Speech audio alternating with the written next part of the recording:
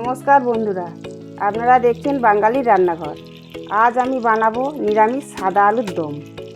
আরও নিত্য নতুন রেসিপি দেখতে হলে চ্যানেলটি সাবস্ক্রাইব করে দিন। আলুর দমের জন্য নিয়েছি শুকনো লঙ্কা, গোলমরিচ, এলাচ, গোটা জিরে আর গোটা ধনে।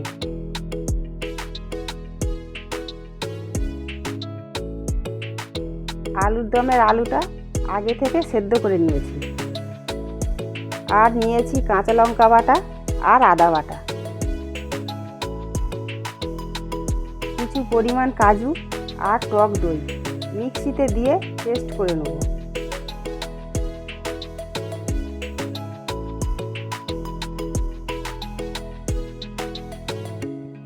দেখুন এখানে পেস্ট করা হয়ে গেছে। এইভাবেই পেস্ট করে নিতে হবে।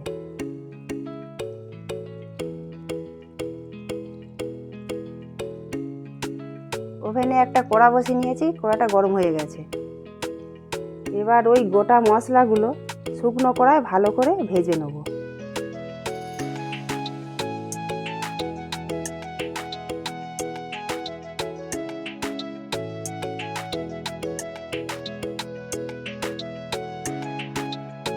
মশলাটা ভাজা হয়ে গেছে, মশলাটা তুলে গুঁড়ো করে রাখতে হবে। কড়ার মধ্যে তেল দিয়ে তেলটা গরম করে নেব। তেলটা গরম হয়ে গেলে সেদ্ধ করে রাখা আলুটা ভালো করে ভেজে নেব।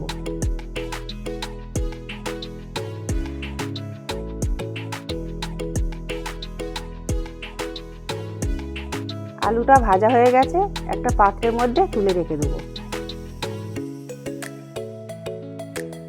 ওই আলু ভাজার তেলে দিয়ে দেবো কাঁচা লঙ্কা বাটা আর আদা বাটা।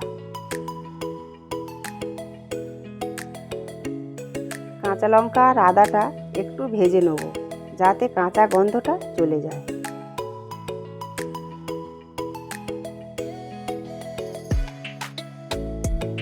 কাঁচা লঙ্কা আর আদা ভাজা হয়ে গেছে। পেস্ট করে রাখা কাজু আর টক দইটা দিয়ে দেবো। এবার ভালো করে কষতে থাকবো। যতক্ষণ না মশলার মধ্যে হালকা হলুদ কালার আসছে ততক্ষণ কষতে থাকবো।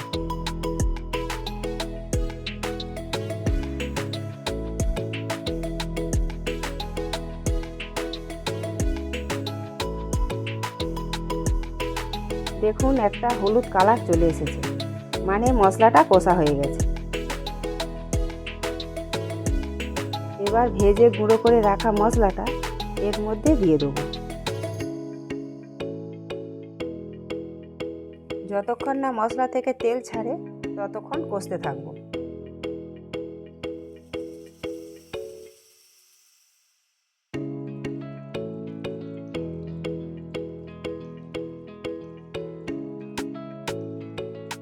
দেখুন মশলা থেকে তেল ছেড়ে দিয়েছে, মানে মশলাটা কষা হয়ে গেছে। কাজু আর দই পেস্ট করে রেখেছিলাম, ওই মিক্সির বাটি ধুয়ে জলটা দিয়ে দেবো। এবারে 1 থেকে 2 মিনিট ফুটিয়ে নেব।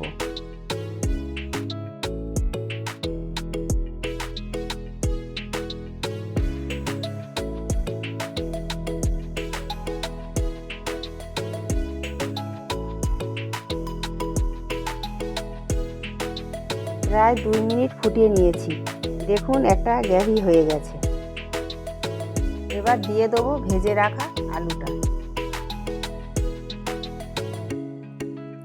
এবার একটু নেড়ে চেড়ে আলুর সাথে মশলাটা মিশিয়ে নেব। তারপর দিয়ে দেবো স্বাদ অনুযায়ী নুন।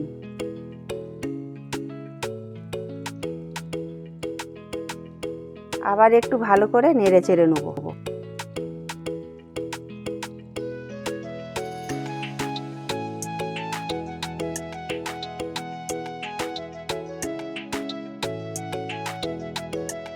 দেখুন মশলা থেকে তেল ছেড়ে দিয়েছে। এবার দিয়ে দেবো পরিমাণ মতো দুধ। আপনারা যেই পরিমাণ মতো গ্রেভি করতে চান সেই পরিমাণ মতো দুধ দিতে হবে।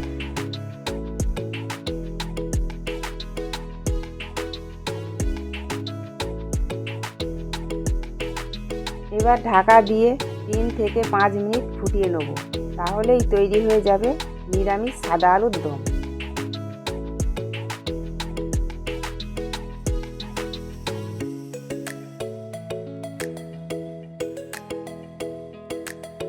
ঢাকা খুলেছি, দেখুন কত সুন্দর লাগছে। আপনারাও বাড়িতে বানিয়ে খান আর চ্যানেলটি সাবস্ক্রাইব করে দিন।